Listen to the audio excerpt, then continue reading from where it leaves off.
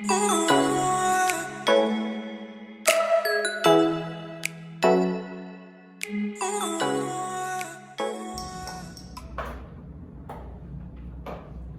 chers étudiants, c'est moi M. Malonza, après formateur en stratégie d'audit. Je suis en train de présenter la continuité du cours sur l'audit stratégique. Tout dernièrement, nous avons vu les risques liés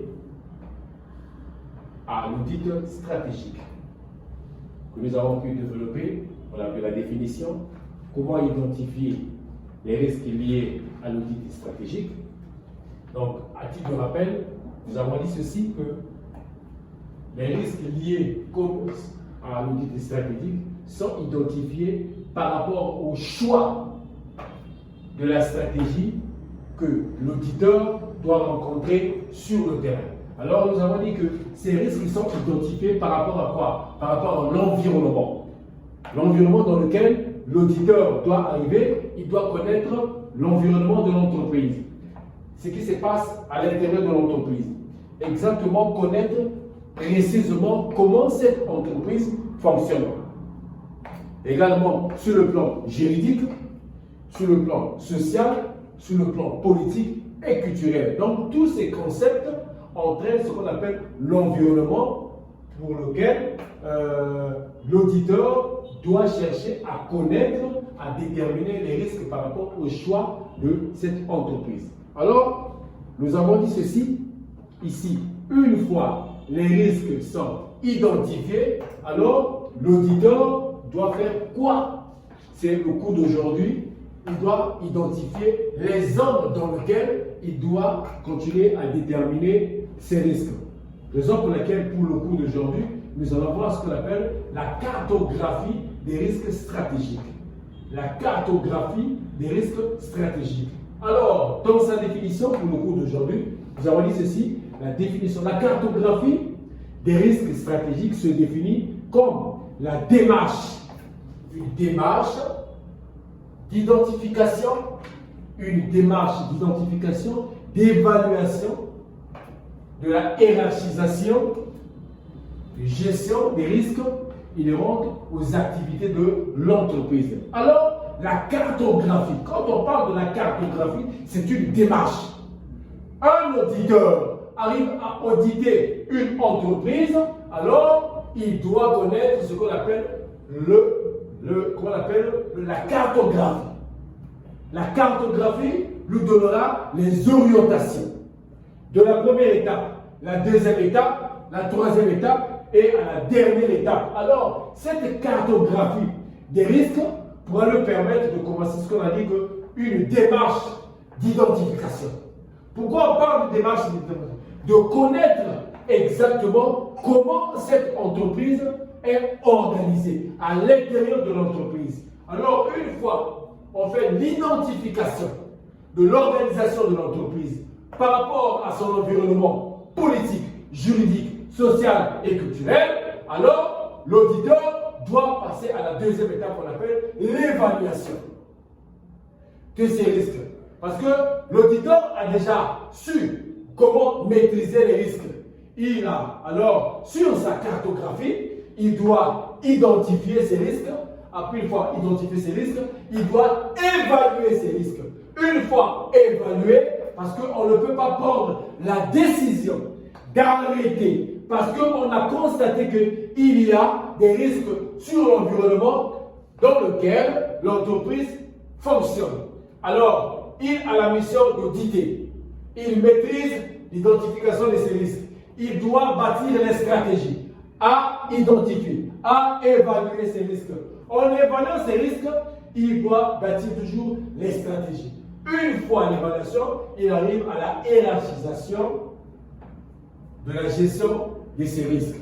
Pourquoi on arrive à la hiérarchisation? Parce que son objet est de connaître réellement comment cette entreprise fonctionne à l'intérieur de l'entreprise. Raison pour laquelle nous parlons que la cartographie des risques, c'est un levier indispensable de pilotage des risques. On parle d'un levier de pilotage. Quand on parle d'un levier de pilotage, c'est ça, à partir de la cartographie, ça nous donnera des orientations, de savoir comment orienter les stratégies au niveau de sa démarche, au niveau de l'évaluation de ces risques. Raison pour laquelle nous parlons d'un levier indispensable du pilotage. Alors, quel est l'objectif de la cartographie de ces risques? Nous avons dit que l'objectif c'est quoi? C'est mettre alors en place les actions nécessaires. Les actions nécessaires afin de prévenir au maximum les conséquences juridiques et financières. Alors, ici, l'objectif de la cartographie des risques, c'est de mettre en place une action nécessaire. Pourquoi? Prévenir le maximum. Nous allons prévenir à qui? Aux propriétaires, aux actionnaires. Alors, le verbe prévenir, dans ce processus, des risques au niveau de la cartographie, les conséquences juridiques, financières. Pourquoi les conséquences les prévenir?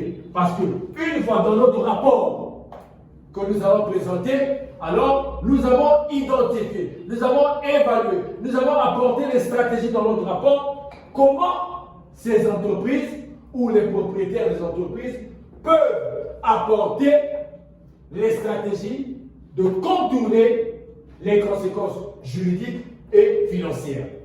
Alors, au petit 3, nous avons vu les caractéristiques de la cartographie des risques. Il y a là 3 caractéristiques de la cartographie. Première, j'ai dit il y a 3 caractéristiques, à savoir, la cartographie des risques doit être exhaustive et précise. Elle doit couvrir l'ensemble des processus managériaux, opérationnels et supports mis en œuvre par l'organisation dans le cadre de leur activité.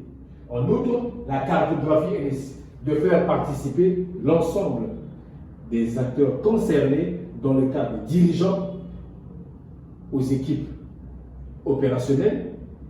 Alors, dans ce premier paragraphe, nous avons dit ceci, que ici, la cartographie des risques doit être exhaustive et précise. Pourquoi? Alors, ici, nous sommes là à donner la présentation des risques d'une manière ou dans le processus managérial, opérationnel, en donnant des informations auprès des dirigeants de l'entreprise qui sont dans les équipes, des équipes opérationnelles, afin que les dirigeants de l'entreprise ou auprès des équipes opérationnelles de savoir comment utiliser les stratégies au niveau de ces risques opérationnels. Alors, dans le deuxième paragraphe, nous parlons de la cartographie doit être formalisée, accessible. Elle doit prendre la forme d'un document écrit, structuré et synthétique. La cartographie, comme c'est un document que nous devons présenter d'une manière écrite, structurée et synthétique, établie dans la base des indications quantitatives. Alors, pourquoi nous le disons cela? Parce que dans la synthèse, dans le rapport de l'audit, nous devons présenter la cartographie des risques avec des données écrites, structurées et de présenter la synthèse du travail vécu par l'auditeur. Troisième aspect, la cartographie des risques doit être évolutive et est nécessaire de réévaluer les risques de manière périodique, particulière, et chaque fois que l'évolution d'un élément de l'organisation ou d'un processus. Qu'est-ce que ça veut dire? Alors, dans ce dernier paragraphe, la cartographie des risques doit être évolutive. L'auditeur arrive sur le terrain, il constate qu'il y a des risques sur l'opération réalisée, alors il doit présenter la cartographie périodiquement. Cette opération doit se réaliser périodiquement. Pourquoi? Par rapport à l'évolution au niveau de l'organisation de l'entreprise. Pourquoi? Parce qu'une fois les risques sont déterminés par l'auditeur, alors cette cartographie permettra d'utiliser les stratégies auprès des responsables de l'entreprise afin que les stratégies bâties à ce niveau puissent plus se répéter. Parce que les actionnaires, les propriétaires de l'entreprise doivent être au courant que une fois les risques ont été évalués, une fois les risques ont été déterminés, grâce à la cartographie périodique, que les stratégies seront bâties pour éviter dans les jours à venir que l'entreprise ne puisse pas enregistrer ce qu'on appelle les conséquences juridiques financières. Parce qu'une fois, les actionnaires, quand ils prennent la décision d'investir sur un projet, ils doivent attendre plutôt ce qu'on appelle la maximisation de leurs recettes. Voilà, d'une manière générale, que sur le chapitre, ce qu'on appelle la cartographie des risques stratégiques. Merci, chers étudiants. S'il y a toujours des précisions, des questions à poser, mon numéro est toujours disponible auprès de l'école. Vous devez toujours appeler et ensuite vous donner des éclaircissements. Donc, merci et on nous revoit prochainement.